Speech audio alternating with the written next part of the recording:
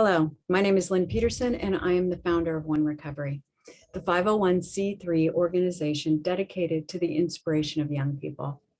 We operate under a very simple premise that there is one recovery from all struggles, and that recovery resides in the connection of humans for cause. On March 22nd, Monday, Dr. Timothy Fong hosted for us an event to raise all of our awareness about vaping, the dangers, the facts, the fiction, the culture. So what you're going to see now is Dr. Timothy Fong's The Vape Culture, the Facts, and the Fiction. Audience out there, my name is Dr. Timothy Fong. I'm a professor of psychiatry at UCLA. My specialty area is addiction psychiatry, so I focus on understanding and the research and providing treatment for all addictive disorders, substances, alcohol, cannabis, tobacco, gambling, video game. We did this presentation about a year ago in 2020. We did that live in Newport, and we had an amazing night of energy, and we connected. Now, fast forward 1 year later, we're bringing this to you again. Lots of new information, lots of critical information. But this time it's different. We're going to record it. We're going to have a digital experience with this, and we're going to connect, we're going to inspire, and we're going to develop solutions. What I have here tonight is to talk about really three things. Number one, how and why vaping is so popular. We're going to talk about things that you don't hear about in the news, things you won't read about in textbooks. We're going to talk about the latest information about how vaping affects the body, the brain, and the mind. And whether you're a parent, whether you're a student, whether you're an educator, whether you're a clinician, this is going to be valuable information. But most importantly, I have a blueprint to reduce harm from vaping, because that ultimately is our goal. You won't hear me say, I want everyone to stop vaping. No, our goal is to prevent harm from vaping. So that's what we're going to cover here today. After I finish up, we're going to have the panel engage in a number of questions, and then I'm going to be back a little bit later also to end that Q&A. Before I get started, though, I just want to highlight, I texted one of my patients this morning, and she's young, she's 22, she vapes, she stopped, and I said to her, if you were talking to parents, if you were talking to high school students, what would you want them to know about vaping? And she said it so well. I just want to read it. She said, I would tell them that the 22-year-old person will hate yourself for developing a major addiction to a substance, and they're going to have a very hard time quitting during the hardest academic time of your lives. But she said it so well. I started vaping since the junior year in high school 5 years ago. And my biggest advice is that I wish I never started. And I couldn't say it more powerful than that. And she's a wonderful young woman, and she's done so well in recovery, but she said it so clear. I just wish I never started. Of course, we can't say that for everyone, but we can say, what can we do once they start, and how do we stop them from developing into addiction? But first, let's go all the way to the beginning. We never talk about basic words. Words matter. Go back to the glossary. What is just smoke? Smoke are all the particulates, all the substances created by combustion. So it's lots of substances, solid, liquid, gas, particles. When I barbecue out here on the patio, we create a lot of smoke. There's a lot of smell, and people come running for miles saying, what is that smell coming from Fong's house? But that's different than a vapor. Go back to chemistry. A vapor is when a substance transforms phases, liquid to gas, water to aerosol. A vapor is just one substance. It's not having all the things together. So really what we're talking about when we're talking about vaping, we're really talking about the word aerosol, which is a suspension of tiny particles of liquid solid within a gas. Think Lysol spray, think Glad spray. These are aerosol. Think deodorant back from the 80s when you did that spray stuff. It has all sorts of chemicals inside. So the word vaping actually didn't become recognized by the dictionary until the year 2000. So many people on this talk tonight weren't even born. But theoretically, the actual correct scientific term isn't vaping, it's aerosolizing. Well, vaping just rolls off the tongue a little bit easier, and that's probably why it got its start that way. Here are an example of the vaping devices. Vladimir, who's on the panel, has a whole host of these devices in his home. He's going to show us some of those. And I put them up there because you can see they look like video game cartridges. They look like computer software, and they go from a wide variety. And in fact, is this a vaping device? Is this? Is this? All that or no, computer devices. And in fact, this is the actual vaping device. This, of course, is a Juul device. And to the parents and students and teachers who don't know, you'd say, oh, that's just another USB stick for their homework. This is not. It's actually a vaping device. We'll talk a little bit more about what these each do. But nowadays in 2021, in addition to the Juul, there are a lot more other newer technologies out there for vaping, of course, not just nicotine, but cannabis. So we think about, in just a span of about 10 years, how we went from very bulky technology that people would use to vape to very compact, very small and powerful. In other words, what will the next generation of vaping devices look like in the next 5 or 10 years? Smaller, more compact, more battery power, more concealable. Could they actually also have Wi-Fi? Many of them already have Wi-Fi. Could they be tied into other things like directly into our bloodstreams and things like that? Wearables on our glasses. These are things that certainly might happen. All right, so again, just defining what a vaping device as we think about it. These are battery operated devices that heat usually a liquid to make it into an aerosol. And that liquid contains substance, usually nicotine, but it can, of course, be cannabis, flavorings, menthol, orange, passion fruit, and the variety of other chemicals to seal the liquid together. Colloquially, we have all sorts of names for these vaping devices, from e-cigarettes to e-vaporizer. The scientific term we use is electronic nicotine or electronic cannabis delivery systems. E-hookah, mods, vape pens, tank system, pod mods, just the brand name Juul. It's a whole new culture, a whole new language has developed around this. And it's important for parents to learn this language, to hear from their family members about what people are using and what's the trends. How do they work? Pretty simply, if we take a look at this Juul device, these are essentially cartridges or refillable tanks of e-liquid that you put onto the battery device here. You turn the battery on, you puff on it, you create an aerosolize because the battery heats up the liquid. It's it's inhaled directly into the lungs and exhaled out of the mouth, the aerosol. The e-liquid enters the body, not just into the lung, but the mouth, the throat, the esophagus, and the lungs itself. And that's important because when we get to side effects and various toxicity, people oftentimes have health-related problems in the mouth, in the throat, not just the lung itself. We go back to the history of vaping's early designs go back almost 80 years. This idea that people have known for a long time about the dangers of smoking cigarettes. And for a long time, engineers said, if we could create a mechanical cigarette that does not involve fire, wouldn't that be a lot healthier for people and a lot safer? But I look at it, the very first generation reached the market in 2003, and that closely resembled a cigarette, and it was a throwaway disposable. And in 12 years, first generation, second generation, third generation, and I would argue now in 2021, we're in the fourth generation of vaping and electronic nicotine delivery devices. I think about my iPad. I got my very first iPad in, I think, 2009. Now we're on the 11th generation. So the technology is incredibly rapidly evolving and changing. So just important things to remember. But what can actually be vape? What substances are traditionally vape? Of course, we think the vast majority of vaping devices use nicotine. But remember, other substances can be vape. Liquid cannabis, liquid THC, liquid CBD, cannabidiol. Flower itself, the actual flower product, can be vaped through a variety of different vaping devices. Spice or synthetic cannabis also can be vaped. And a variety of hallucinogens. So these are some of the newer drugs that we see out there, including things like LSD and even PCP, bath salts. These can all be vaped, other versions of hallucinogenic effects. What can't be vaped just yet are including things like caffeine. And you don't traditionally hear about things like cocaine or amphetamines being vaped, in part because chemically they're a little bit, they break down much quicker and you need much higher temperature for cocaine and amphetamines to be consumed. But technology, I think, is just around the corner, and I certainly would imagine that we'll see those substances also being vaped in the next 10 or 15 years.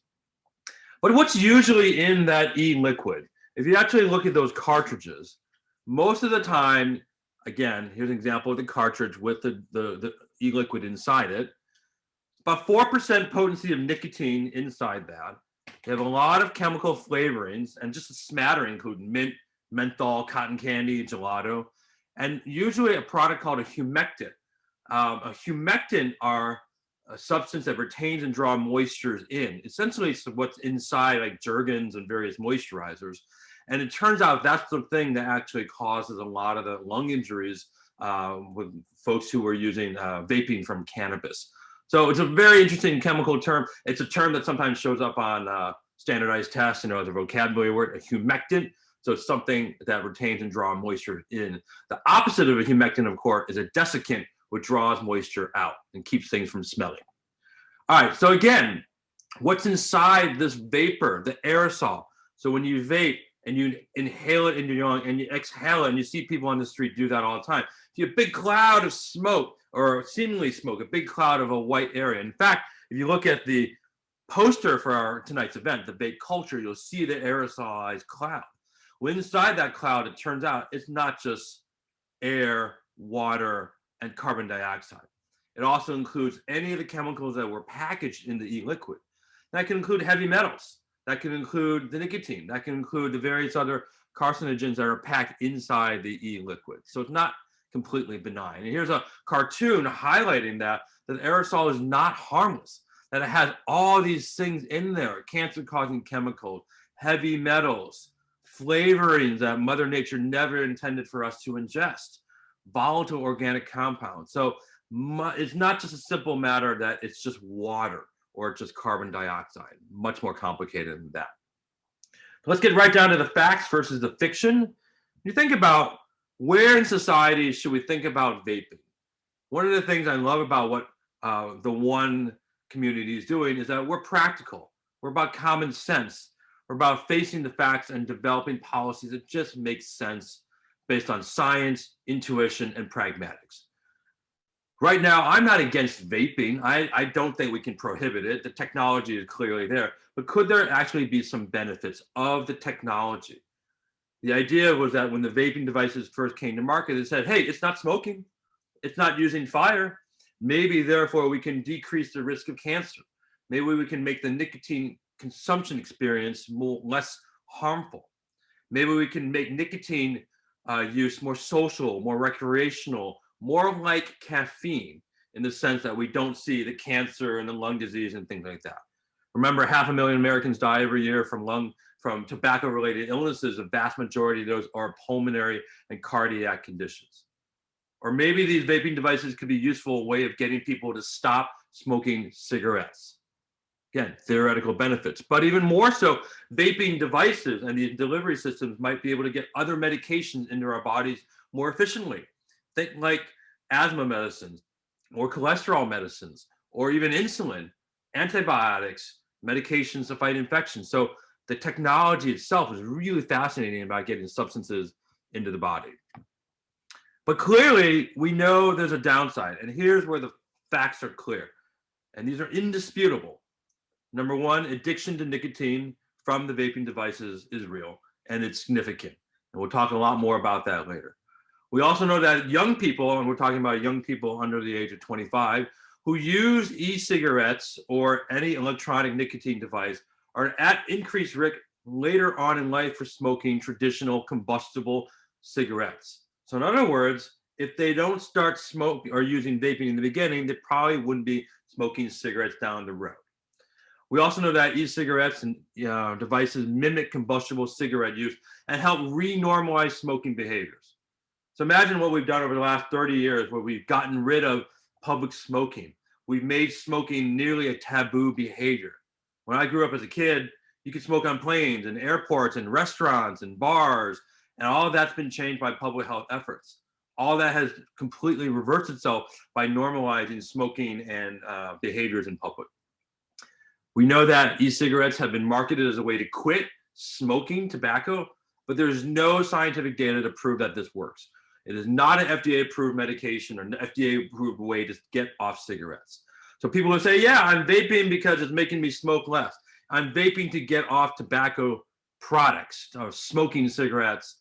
It's completely false. No data to support that. We wouldn't like that. We would say, would that be amazing if that were true, but it's not as of March 2021. And in fact, many studies have found that smokers are less likely to quit if they are also using e-cigarettes. So clearly recognize harm that we know it's there. What are some of the trends in vaping that are important for us to know? These are slides taken from our National Institute on Drug Abuse, that is our nation's leading research center housed in NIH to look at trends in substance use and substance use disorder. And with nicotine vaping, it is astonishing. And you look at some of these numbers, just measured, this is pre-pandemic, so this is our most recent data. We now, though, in the last 30 days, 1 out of 4 high school seniors reported vaping. 1 out of 4. 1 out of 5 sophomores. 1 out of 10 middle schoolers in 8th grade report in the last 30 days of their life that they actually have vaped. Even more astonishing, daily nicotine vapes. Nearly 12%, or 12 out of 100 high school seniors, are daily using vaping devices. I went to high school in the 80s, and there was a whole segment in the high school I went to across the streets, and they would smoke before school, they would smoke at lunchtime, and they would smoke after school. And we always knew about them. And it always seemed like a rather forbidden group that was out there. And it always troubled me where the principal never went across the street to tell them to stop, but it was clear they didn't because they weren't on school grounds. So we've known about this pattern of adolescent use for forever. But when you look at these astonishing numbers, teen smoking uses go down, but teen vaping goes through the roof. This is 2019. When you look at teen vaping related to THC or cannabis, the numbers are also increasing at a shocking rate. Again, 14%, nearly 14 out of 100 high school students report vaping cannabis products in the last 30 days. And again, every year we start to see this go just a little bit more and a little bit more and a little bit more. Why? Better technology, cheaper, affordable technology, rapid distribution of cannabis, acceptance of cannabis throughout the United States, celebration of cannabis in many ways through billboards and pop culture. And you just see it happening more and more and more. Talk about that more. And you think about the teens, well, why do they vape? Why do they pick up in the first place? And the number one is to see what it's like. That's what teenagers do. Adolescents, curious, interested. Number two, because it tastes good when you have the flavoring. And number three, to have a good time with my friends. Number four, to relax or relieve tension. Now we're starting to get into the self-medication area, and you see a wide variety. And you can put all of these teen report reasons for any substance, whether it be alcohol or cannabis, gambling, anything like that. But I think it's important we recognize that, again, teenagers and young people are going to continue to do what they do. They're teenagers. They have to experiment and try different things, but they have to be better educated at what these things are and what they aren't. Where can you buy them? Well, I bought this yesterday, and I went into a gas station, and I said, and I kind of looking around, make sure no one's looking. I kind of felt like I was stealing something. I said, I'd like to buy a Juul, please, and a Juul device. And next thing I know, I spent $60. And I don't know if one's going to recover my receipt for that, but it was $60. And that's where people buy them: convenience stores, drugs, gas stations, 7-Elevens, AM/PMs, smoke shops. You'll see number two, online channels, buying it on the internet and having it delivered. We'll talk about that in a sec. And again, vape shops or smoke shops. In preparation for this, I also went into a smoke shop and I looked around, and just the sheer volume of products were on the shelf was staggering. I said to him, "How's business?" And he said to me, "Never been better." I said, "Why not?" I said, "How come? You got the pandemic, everyone's worried about COVID." He's like, "Because everyone loves to vape." And I thought that was such a powerful message from him, from the store owner. And that's an important area to look at. But why are the young people, again, using so much? It's the flavor. It's the flavor. Among high school current users, this is again a couple years back, more use flavored e-cigarettes than not. About 68% reporting the flavor. Again, when you have flavoring in them, cotton candy, sugary, spice, gelato, flavors that kids are already associated with, and with the nicotine, that makes for a very powerful reinforcement act. Juul has since removed their flavoring and only have menthol and Virginia tobacco, and we'll talk about that. So many other companies have maintained their flavorings. And again, here's another slide highlighting increased e-cigarettes leads to more straight up tobacco use. A few things about vaping among teenagers, again, between the ages of 12 to 25, let's say. Number one, absolutely, these are the facts that we should be walking away tonight. It's the most commonly used form of nicotine above cigarettes, above smokeless tobacco. Now, many adults assume that the pods themselves only have flavoring and do not have nicotine in them. And in fact, I saw a news piece last week talking about companies making their business to have vaping pods with no nicotine in them. So a market share with no nicotine. Again, normalizing that consumption behavior. Number three, availability of targeted ads create the mythology that this is safe, that this is acceptable.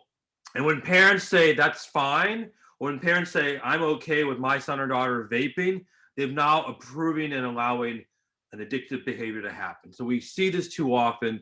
Everyone assumes that it's legal, it's regulated, it's safe, it's better than smoking. It doesn't smell like cigarettes. Therefore, it's okay for my son or daughter to use. And I think that's something we really want to challenge parents to think about. And that's absolutely an area where parents have to step up and say with a firm rule, this is what our house rules are. No smell of tobacco. It means it's hidden. Let's take a look at the most popular vaping device out there. And of course, that's the Juul. And their mission statement on their website is to improve the lives of the world's 1 billion adult smokers by eliminating cigarettes. Not by smoking, by getting rid of cigarettes. So they took the stance that cigarettes equal bad for the environment, bad for the body. Vaping device, modern, innovative, safe. And this is exactly the kind of marketing they would do before they voluntarily stopped marketing aggressively on the internet. Young, hip, skinny, seductive, glamorous, cool. And it's no surprise that this model looks like, some of the very popular celebrities and social media influencers there. But why is it so popular? It's essentially 75% of the electronic nicotine market share. It's more than Coca-Cola or Pepsi in the soda share. And why is that? Again, look at the device. Easy to use. It's affordable. It used to come in a lot of different flavors. It's very slick, like the Tesla of vaping devices everywhere. And in many circles, it was kind of, quote, the thing to have. Easy to hide. If my son had this and I didn't know, I'd say that's his homework. I would not know. That's in partly why it's so popular. But even more so, it works. Now, here's an interesting thing. Up to now, you can buy directly off the website of Juul and get it shipped to your house, just like a subscription, like People Magazine. This actually is going to end in about a month or so through a law that was passed in December about shutting down shipments of tobacco and nicotine-related products. But I don't think that's going to stop the online market and the sales market. That's still going to continue very much. So that's the world we live in with the vaping. We know that there's significant impact. We know it's very popular. But what can we say definitively? What does it do to the body, the brain, and the mind? The main message to take home today is really two. Ideally, non-tobacco users should never vape. So again, in my mind, this is a product that has no known positive health benefits as of just yet. This isn't like alcohol, where alcohol has been shown potentially to lower blood pressure and lower heart attack risk. There's been no long-term studies showing that using a vape device would actually improve your overall health. So ideally, if we don't want people to start. And number two, if you are currently vaping, it does have health risks today, and the long-term damage and the harm still aren't known. We're talking about a product that's still only been out in the market for about 10, 15 years. So we don't know what's going to happen in another 15 years. So if you are vaping for 30 years consecutively, that may be when we start to see the cancer rates rise up or decrease life expectancy. We just don't know. So when we talk to young people or teachers or any of our clients that might be struggling with vaping, I think we have to come with a very firm statement of what we know the harms are. We know that, again, it normalizes smoking behavior. It'll then lead people more likely to transition to full-on cigarettes, full-on tobacco products where you light up. We know it's not going to help you reduce your cigarette use. We know that you will develop this disorder of addiction, of tobacco use disorder, and it will hurt your lungs and it will hurt your mental health. More specifically, though, some other things we may not think about is that just exposing the body, again, ingestion. Imagine the e-liquids getting in your mouth, in your throat, swallowing it, in your stomach. That in itself is toxic to the body and can cause problems like ulcer diseases, infections in the mouth, just damage in the mouth. There have been case reports of explosions by these vaping devices where unfortunately people have lost their lives or started house fires because of devices that have literally blown up. And we also know that if you're standing next to someone else who's vaping, that the secondhand aerosol exposure is also associated with lung problems and consumption and breathing in nicotine and various other chemicals, just like secondhand smoke. There have also been some more reports of seizures, people who use the vaping devices and then they actually have seizures because of what they're vaping. So again, just like any other substances, we're starting to see other health impacts that you may not think about, but have shown up and either in emergency rooms or in some cases out there as well. Again, what does it do to long-term impacts? Today's youth that start vaping now at age 15, 16, 17, 18, in 30 years, if they continue to do 30 years of vaping, what will that do to their blood pressure, to their blood vessels, and of course to their heart as they get older? All right, so even more so, again, for the adolescent, why we're so concerned about it, that because the adolescent brain is still growing, because it's still maturing, that it's prohibitively much more sensitive to nicotine and to vaping. So when vaping gets into the body, we're talking rapid absorption within milliseconds into the brain, getting into the brain and binding right to the parts that express dopamine and adrenaline and that people get when they ingest nicotines. But what does it really do over time is that, of course, it develops an addiction. And I like to think about this is that each nicotine pod in a Juul is about equivalent to 1 pack of cigarettes. So we know that if you do about 5 milligrams a day of nicotine, or roughly 1/4 of an e-cigarette pod or a quarter pack of cigarettes, about 5, 6 cigarettes a day, that's enough to develop the state of addiction. And again, of course, the state of addiction, as we call it, tobacco use disorder, is very difficult. And then these are the criteria that look exactly like the criteria for alcohol or cocaine or cannabis. And you just go through that menu. Would anyone in this virtual webinar want any of these symptoms? Of course not. Where you're spending a lot of time obtaining the product, where you try to cut down, you can't, where you have withdrawal when you stop, when you're drinking or when you're driving and using hazardous situation, where you have health-related problems and you still vape anyway. These are the signs of addiction. These are the things that we talk about, and once it happens, these are serious issues. But even more so, think about this slide. If I remove the top header of tobacco withdrawal, I say, hey, here's a client, or here's your son or daughter, and over the last 2-3 weeks, they're just showing these signs. I'd say, that's my son every Monday morning. That's what the teenager is, right? But it turns out that that's what they're going through is signs of nicotine withdrawal. And they may in fact be using more and more, and suddenly they just stop and they develop these symptoms. It may actually not be depression. It may not be other drugs. It may be actually withdrawal. So tobacco withdrawal, vaping withdrawal from the product can look like a mixed variety of mental health issues. All right, so what do we know about vaping and its impact on mental health? Well, we know that if you already have mental health challenges, depression, anxiety, PTSD, stress, that you're then more likely to take up e-cigarettes. And vice versa, anyone with using e-cigarettes are more likely to have undiagnosed or unrecognized mental health problems. So they go hand in hand.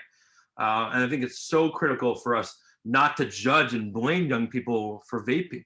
Because when they say this is something that allowed me to think more clearly, or allowed me to calm down, or allowed me to focus in school, we have to listen and say, well, you shouldn't be vaping then. We have to be listening to, well, what is it about that vaping that allowed you to function normally? That's the most critical message I want people to come back with. Here's some recent data about vaping associated with breathing concerns. And this was very essentially showing that for young people who are vaping on a consistent basis, that invariably they will develop these breathing concerns, chest tightness, not sleeping well because of wheezing, not being able to talk because of wheezing, limited ability to exercise without getting so tired, coughing at night. None of these are things that people would want to sign up for. None of these things are things that people would want. And yet people experience them, they go through them, but they don't make that link that it's from the vaping. Because again, they think that the vaping is safe. Again, they think about the marketing. Oh, well, no one else has problems. So, well, why am I coughing now? Again, make that link for people who are vaping. I want to highlight a couple of things that I think is of interest. This is something that we saw right before the pandemic started. And a year ago, we were talking about that. We were starting to see more cases in the hospitals throughout America about young people who were coming into the hospital with really awful lung disease. And it turns out that what it was a chemical inside predominantly cartridges that were containing THC that young people who had no prior lung problems were using. And for whatever reason, when they vaped that product, that chemical got into their lungs and damaged their lungs really to the point where they developed severe pulmonary disease, and some in fact died. In fact, 2019, there were almost 60 deaths throughout America from these lung-associated damage from vaping. The pandemic hit, the work kind of stopped, and of course, but it still continues. Anecdotally, we've had a number of patients who develop these lung problems, get hospitalized, get released from the hospital, and what happens? They go back to vaping. So when the addiction doesn't get treated, of course they're going to go back. And so that's a huge concern that we see. So what do we do with men and women who are, in fact, addicted to vaping or addicted to nicotine or addicted to cigarettes? And I think it starts with this screening question. For the clinicians in the room and as well as for the parents in the room, we can't ask the classic question, do you smoke cigarettes? Because people don't consider vaping smoking. Well, I don't smoke, I vape. So for the clinicians, we're encouraging clinicians to ask, in the last year, have you ever used a tobacco product? And if so, like cigarettes or a vaping device or cigars? We have to be more specific, because we just ask again, do you smoke? No. And then you go on to the next question. If you don't ask, you're going to miss that question about vaping. This is taken from the California Department of Public Health and their vaping quit line. We're going to talk a little bit better about the treatment options that you can do. So the first, though, again, I really want to highlight this. Vaping as of March 2021 cannot help a person quit smoking. There's no scientific evidence. It's theory only. It's been tried out in a couple of clinical trials and it did not work. And we should know that we, in fact, have many, many different products already on the market that will help people quit tobacco, whether it's smoking cigarettes, whether it's smokeless tobacco, or whether it's any electronic nicotine delivery. So these are the medications that we have out there. Some of these are not FDA approved for people under the age of 18, but some of them are, like nicotine replacement and various things like that. That's a whole nother talk for another time, but suffice it to say that when people get on proper medications for nicotine addiction, they can stop quitting. They can stop using tobacco. They can stop their vaping. They can stop all those products. These are the scientifically proven things that work. And in combination with psychotherapy and counseling and support, that number can be as high as almost 40, 50% of people a year later can completely be nicotine free, which is absolutely, I think, a really positive number. So, but for resources that everyone in this room should know about that are available at no cost, we start with, of course, California. California has a smokers helpline. That's 1-800-NO-BUTTS. That's for tobacco. They have a separate helpline for vaping, 1-844-8-NO-VAPE, 1-844-8-NO-VAPE. And they also have a quit. If you just text vaping to 66819, then you'll get hooked up with a vaping counselor. And what do you get from that? You get no-cost services for teens and adults. You get telephone coaching. You get referral sources. Sometimes they will send out nicotine replacement patches to people who can't afford it. But you get support, and it costs nothing. No cost, no waiting 24 hours a day. And I think that's very, very critical, because you think about how shameful it can be for a lot of people to go through quitting from vaping. It's important that they do it together. I want to end with something that we have to highlight, the impact of COVID on vaping about a year now. And here's what we know. So this is a recent study, and studies say one story. What we see in the front lines of clinical care is another, and what we see inside people's home is another. And what I want to highlight just one example of that. So this is where researchers looked at e-cigarette use before and during COVID. And they found that, in fact, in this survey of young people, that they actually saw that people were using less e-cigarettes. Part of it was because they were afraid that if they got COVID, that they would develop severe illness. Part of it is that they were concerned that parents were going to find out. And part of it is that they didn't have the ability to go purchase e-cigarettes. So the investigators said they were unsure whether this would be sustained once the pandemic is over. Now, that sounds nice, but let's also dive into that a little bit more. So the investigators called for the FDA, again, to use their authority to prevent online sales of e-cigarettes, to prevent youth from getting these products via the internet so that they get shipped to their house in brown paper bags. And that started to happen. But this is a research study. It's not always what you see in real life. In fact, what I see in real life is actually more young people vaping more. And again, particularly in California, where as we start to open up more, all the stores are open. The vape shops, the head shops, the smoke shops, they never closed. They were deemed essential. The cannabis dispensaries, essential. 7-Eleven, the AM, PMs, the gas stations, the various places you can buy, still open. So in fact, clinically, what I've seen is more young people continuing to vape and more young people continuing to vape surreptitiously without their parents' awareness. So what can we do? What should we do? And what will we do? Those are our three areas. I'm going to highlight about a year and a half ago, their federal laws were put into place to raise the minimum age of sale of tobacco products to age 18 to 21. How much do our retailers enforce it? Again, you think about during a pandemic where everyone's struggling to make sales. I think this is one of the areas where I think a lot of retail sales people may have forgotten that they have to enforce this because again, $60 is what I spent on those Juul devices in the gas station. That's quite a bit of money. This is new information as of January 1st, 2021. Just a few months ago, our Governor Newsom signed into law banning the retail sale of flavored tobacco products, including menthol, fruit. Amazing, right? The measure, though, exempted hookah, cigar, pipe tobacco. Didn't get a lot of press, right? We didn't hear about a lot of this. And in fact, what happened, though, was a classic story. He puts this out there. He wants every single flavored tobacco product gone from the market. The industry pushes back, says that's unconstitutional, that's a government overreach. And classic California, what do? They take it to the courts. They get 1 million signatures, and they're going to put it on the ballot as a proposition. So look for that proposition to come out, I think, in 2022 about whether or not we as a state want to have tobacco flavored products on the markets. But until that time, industry can continue to sell to flavored tobacco products unabated. So that's something we can think about. What can we do about that? Because if we feel strongly about tobacco and flavoring, we need to get involved. We need to advocate. We need to write letters. We need to talk about it in the media. We need to think about what is our position as parents, as educators, as clinicians. The FDA says very clearly what we ought to do is prevent youth from getting access to these products.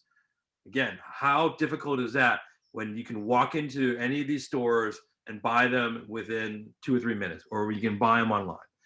The FDA says we have to curb marketing of these products. That means print, that means social media, that means Twitter, all those things. We can then continue to talk about educating teens about the danger of this at an early stage. For parents, I tell them very simply, number one, you got to learn about these products. Go into a smoke shop, go into a 7-Eleven, look at the various products, hold them in your hand, talk to the person behind the counter, get a sense of what they are, what they look like, what the labels are on. And if you're inside the home and you have a firm expectation you don't want tobacco free in the home, that's your house. That's the house rules. Make it clear. But this third point, this thing is so clear, a consistent example. Many of the young people talk about, they learn the vaping and smoking from their family members, from their parents themselves. So if you yourself are a smoker and you say to your son or daughter, I don't want you vaping, that's not consistent, and that's not, I think, an effective use of prevention messaging. creating punitive consequences is not likely to stop vaping. You need to stop vaping or you're grounded. It doesn't work. They're just going to want to vape more, or they'll just hide it more. Instead, talk with your son or daughter about, well, what's the reason you did vape? What's the reason you went ahead and did that, knowing full well all these negative side effects of it? We're fortunate to have a 15-year-old. He's a sophomore. I talk to him about drugs every day. And I talked to him about vaping just before this talk. I said to him, how come you never vape? He said, Dad, why would I? It's just not something that interests me. It's not something I want to do. I know about the harms. I hear you talk about it all the time. We're fortunate he doesn't have any mental health conditions, but he also heard us talking about vaping since he was like 5 years old. And lastly, the parents had to put on that very public pressure to the schools, to the community, to the parks, wherever they think vaping needs to be addressed. And for the young people who are listening here tonight, really encouraging, you have the slide exactly from last year. Think about, how do you take those healthy risks? The number one reason for vaping was because people were curious and wanted to try it out. But try out those other healthy risks, like joining one, like starting a club, like getting a job, like writing a book, like making TikTok videos, like learning how to cook. Those are the healthy risks.